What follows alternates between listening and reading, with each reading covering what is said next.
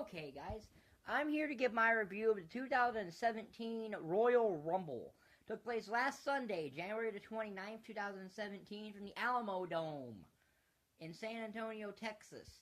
This is the third time the Rumble's come to San Antonio.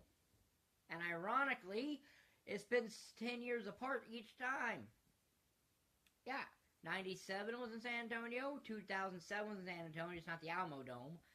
And now this one. I guess in 2027 they're going to go back to the Alamo Dome if they keep following pattern. Or at least back to San Antonio in general. There were 5 matches on the main card, and we had 3 kickoff matches, which are not going to be included in the show review. But, you know, you had that 6-woman tag on SmackDown, Naomi, Becky Lynch, and Nikki Bella against Natalya, Alexa Bliss, and Mickie James. The face team won, setting up Naomi versus Alexa at Elimination Chamber. You had the Raw tag titles were on the line. Anderson and Gallows took on Cesaro and Sheamus. And Anderson and Gallows won, surprisingly. And you had Sasha Banks versus Nia Jax. For Sasha Banks, how far have you fallen if you're Sasha Banks? Going from high-profile semi-main on Roadblock to the kickoff show at the Royal Rumble.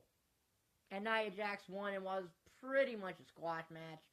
So that's all I'm going to talk about the kickoff, because honestly, I don't really care much about the kickoff shows. So on to the main show. The main show opened up with the Raw Women's Championship match, Charlotte versus Bayley. It was an okay match for what it was. Could have been better, of course. These two have done better in NXT. 2.5 stars. Charlotte won the national selection on the ring apron. The hardest part of the ring, as Michael Cole kept wanting you to remember. And that was it. A clean victory for Charlotte, who retains her pay-per-view winning streak that actually she has lost in, being Battleground. So, yeah. I mean, I know it's championship matches making a big deal of, but technically she was on the losing end at Battleground. So, yeah, 2.5 stars. So then we get our no disqualification match for the WWE Universal Championship with Chris Jericho in a shark cage. Kevin Owens versus Roman Reigns in actually a good match. And see, here's the thing. Roman Reigns can give good matches if you put him against people like AJ Styles or Kevin Owens. This was a good match. However, all the great spots, most of them Kevin Owens took. So he was doing all the work. He set up this pyramid of chairs and went through them. He did a frog splash through a table, which is the one thing Roman Reigns took. Jericho got some brass knuckles into Owens, who Superman punched Reigns over, and Reigns kicked out. A Superman punch with brass knuckles. And it looks like Reigns, after Owens goes through that pyramid of chairs, Reigns puts Owens through an announce table, rolls him in, is getting ready to do the spear when Braun Strowman shows up, and he power slams Reigns through the table that's propped in the corner. And that allows Owens to retain the Universal Championship. A championship that he's probably going to be losing to Goldberg at Fastlane for some reason that's mind-boggling to me. But,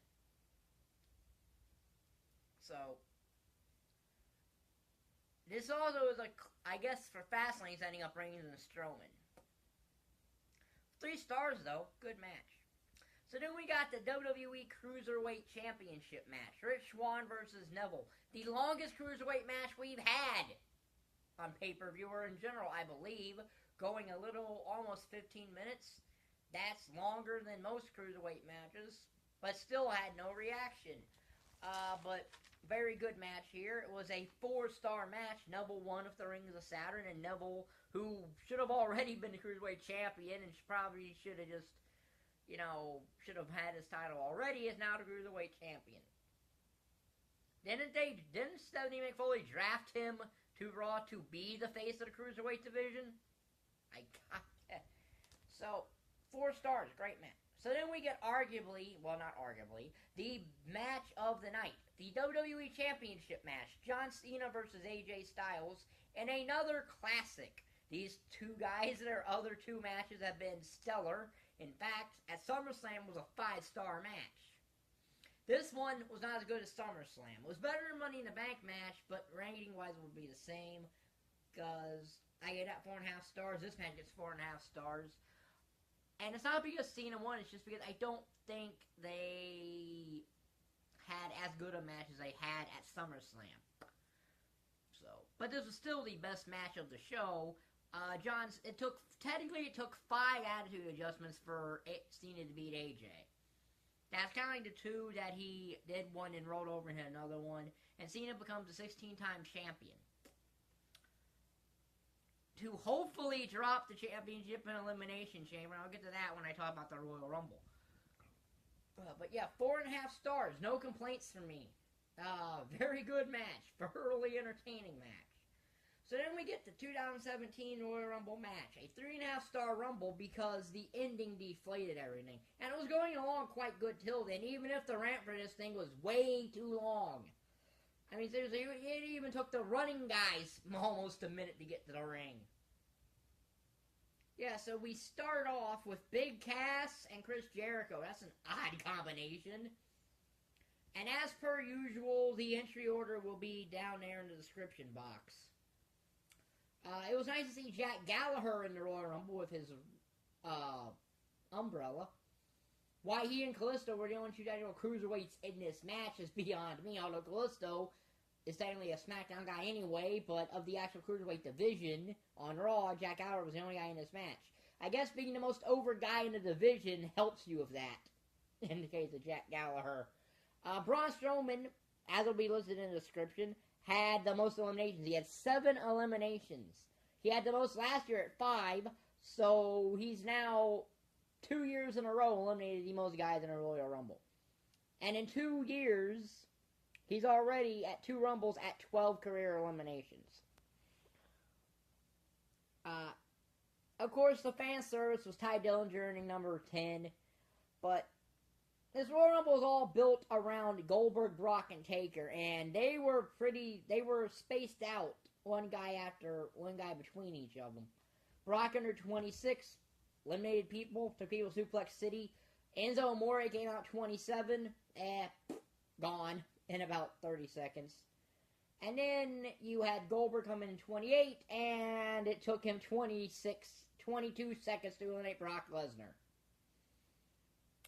And this is probably going to be the WrestleMania main event, just so you know, Goldberg versus Lesnar. A match that, combined in 2 meetings, has gone a whopping under 2 minutes. Undertaker was 29, he eliminated Goldberg, and then Roman Reigns came out to the court to apparently everybody's dismay and boo. Now look, I get probably why you didn't put Samoa Joe in this position, because it probably would have been a situation where Joe would have had to win the Royal Rumble, and I don't think nobody's ever going to put themselves in that position. But as far as Reigns goes, I don't really necessarily know if this is the right... I mean, if you were going to give the loser of a championship match in the Royal Rumble, why didn't you just take somebody out and throw AJ in too? You know, because at least then you get 2 of them in and whatnot. Or AJ could have got this spot.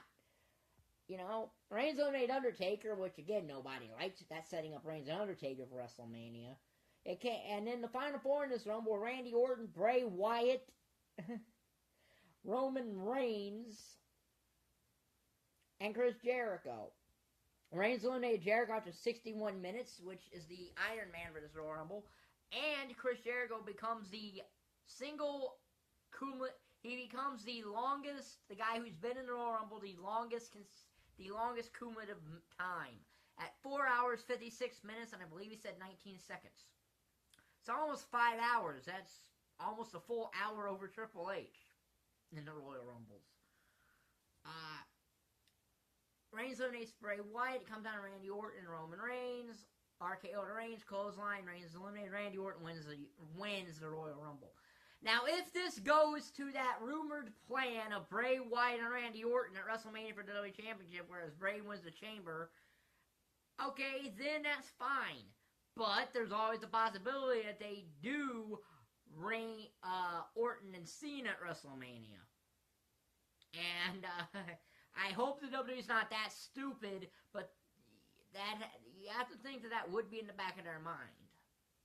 So the Royal Rumble gets 3.5 stars. So out of a total 25, this show gets 17.5 out of 25. So it actually gets a B. Now that's on the strength of the Cruiserweight Championship and the WWE Championship and the Rumble itself.